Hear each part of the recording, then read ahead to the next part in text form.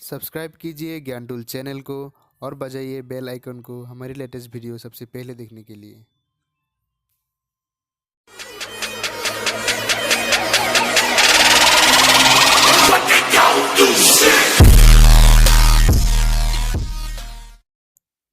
Hello everyone, मैं राजीव और आपलोके चाই আছে ज्ञानटूल।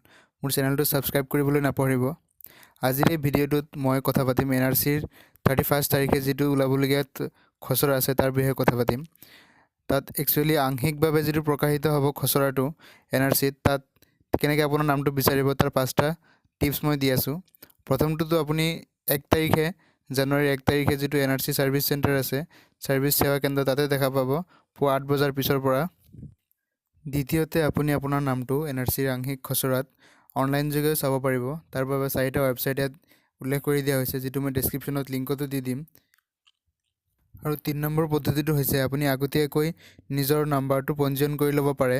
তাৰ বাবে আপুনি 28 তাৰিখ ৰাতিপুৱা 6টাৰ পৰা 31 তাৰিখ সন্ধিয়া 6টা বজালৈ ৰেজিষ্টাৰ কৰিব লাগিব। তাৰ বাবে আপুনি আপোনাৰ যেটো ARN মানে এপ্লিকেশন ৰিসিপ্ট নাম্বাৰ আছিল হেতু ARN বুলি টাইপ কৰি পেলাই আপোনাৰ এপ্লিকেশন নাম্বাৰটো টাইপ কৰি পেলাই পঠাই দিব 9765555655 নম্বৰটোলৈ।